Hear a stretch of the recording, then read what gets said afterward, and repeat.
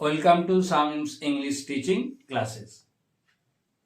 Today's টপিকটা খুব interesting, কারণ আমরা এই যে বলি না যে কেউ মারা গেল বা ওই যে মৃতদেহটি, এই যে শব্দগুলো, যে ওয়ার্ডগুলো, যে ইংলিশটা আমি দেখেছি স্টুডেন্টের ক্ষেত্রে যে কি সবাই ঠিকভাবে ইউজ করতে পারে না।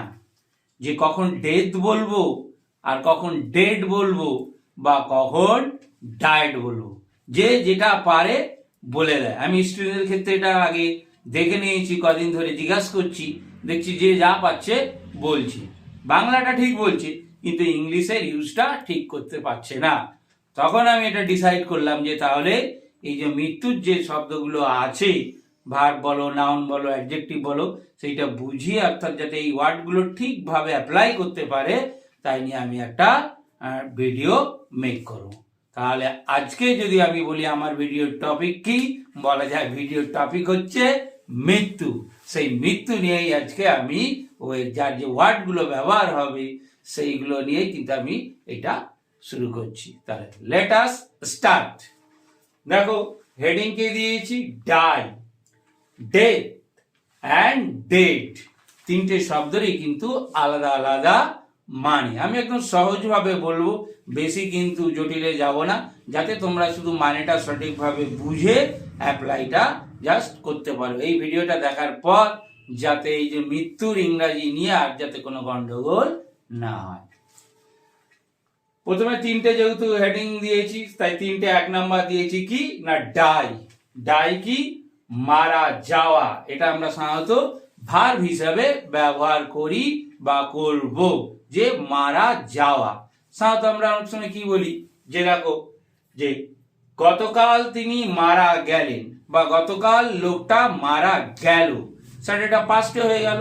তখন ডাই যে ভার্বটা রয়েছে সেটাকে আমরা যেহেতু পাস্ট হয়ে গেছে কি করব, ডায়েড বলবো। হি ডায়েড ইয়েস্টারডে বা দ্য ম্যান ডায়েড ইয়েস্টারডে, গতকাল মানুষটি মারা গেল। DIED অর্থাৎ ডাই যে মরা, তার কিন্তু সেকেন্ড ভার্ব কি হচ্ছে, ডায়েড। ডায়েড মানে মারা গেল। এটা কিন্তু ভার্ব হিসেবে আমরা ইউজ করছি, ভুলটা কিন্তু আমরা করব না। এখানে ডেড বলবো না, ডেথ বলবো না, ওই সবগুলো কিন্তু বলবো না। এখানে অনলি ইউজ করব কি, ডায়েড, মারা গেল। কারণ আমরা কেউ মারা যাওয়ার পরেই কথাটা বলি, লোকটা মারা গেল, মানুষটা মারা গেল, ছেলেটা মারা গেল, মেয়েটা মারা গেল। সবসময় কি হবে, ওয়ার্ডটা হবে died. He died, the man died. তার মানে ডায়েড মানে কি, মারা গেল। DIED। ক্লিয়ার? মারা গেল যখনই বলবো তখনই কিন্তু সাবজেক্ট বসিয়ে ভার্বের সেকেন্ড ফর্মটা ইউজ করব, ডায়েড।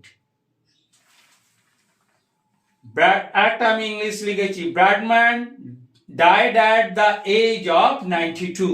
যে কি না, ব্র্যাডম্যান 92 বছর বয়সে মারা গেলেন বা গেছিলেন।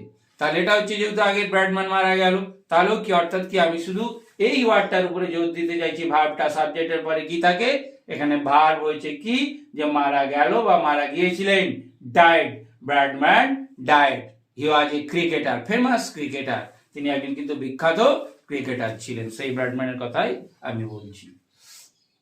আচ্ছা, এবার হচ্ছে কি, যে নাম্বার 2 দিয়েছি, তাহলে মারা গেল ব্যাপারটা পুরো ক্লিয়ার হয়ে গেল। নাম্বার 2 হচ্ছে ডেথ, DEATH, ডেথ, মৃত্যু। এটা সাধারণত আমরা কি করব, নাউন হিসেবে ইউজ করব, মৃত্যু। বাংলাটা বলি, দেখো তাহলে হচ্ছে ক্লিয়ার হবে। আমি বাংলাটা বলছি, তার উপরে ইংলিশটা আছে সেটা বলছি। তার মৃত্যুর তারিখ হয় 1 মার্চ।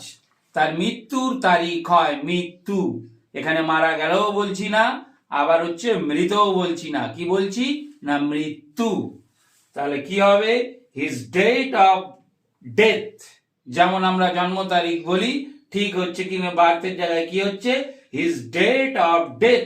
স্পেলিংটা আবার বলছি, দেখো, DEATH, death is on 1 March. তার হচ্ছে কি, যে না মৃত্যুর তারিখটা কত হয় না, হচ্ছে 1 মার্চ। মানে ওয়ার্ডটাকে আমি বারবার মেনশন করতে চাইছি, যেটা হবে কিন্তু মৃত্যু যখন বলবো বাংলায়, আবার বলছি, মৃত্যু যখন বলবো তখন ওয়ার্ডটা কি হবে, ডেথ। এটা কিন্তু আর ভার্ব হিসাবে ইউজ হয়নি, কারণ লাইনে এই সেন্টেন্সের মধ্যে ভার্ব কে রয়েছে না ভার্ব রয়েছে হচ্ছে ইজ। আগেরটা কিন্তু ডাই ভার্ব হিসেবে ইউজ করা হয়েছিল, এখানে কিন্তু ডাইকে তার হচ্ছে কি হিসেবে হচ্ছে যে নাউন হিসেবে ব্যবহার করছে। তার মৃত্যুর তারিখ হয় কত না 1 মার্চ। তাহলে এই ওয়ার্ডটা, তাহলে মৃত্যু যখন শব্দটা বাংলাটা বলবো ভালো করে নোটিস করো, তখন কিন্তু স্পেলিংটা হবে DEATH। যা খুশি মনে আসলো বলে দিলাম, তাই করলে কিন্তু হবে না, কারণ এই তিনটে ওয়ার্ড ভেরি কনফিউজ করে দিচ্ছে, সবাইকে কনফিউজ হয়ে যাচ্ছে আমি দেখছি। তাহলে ডেথ হয়ে গেল। এবার আর একটা লিখেছি, আগে আমি ইংলিশটাই বলছি। I am going to municipality, আমি মিউনিসিপ্যালিটিতে যাচ্ছি কি করতে, টু ব্রিং, ব্রিং মানে আনা, আনতে। যখনই কোনো তে দিয়ে আমি বাংলা বলবো, খেতে, যেতে, ঘুমাতে, তখন টু দিয়ে ফার্স্ট ভার্ব দিতে হয়। তাই কি দিয়েছি, টু দিয়ে ব্রিং, আনতে যাচ্ছি।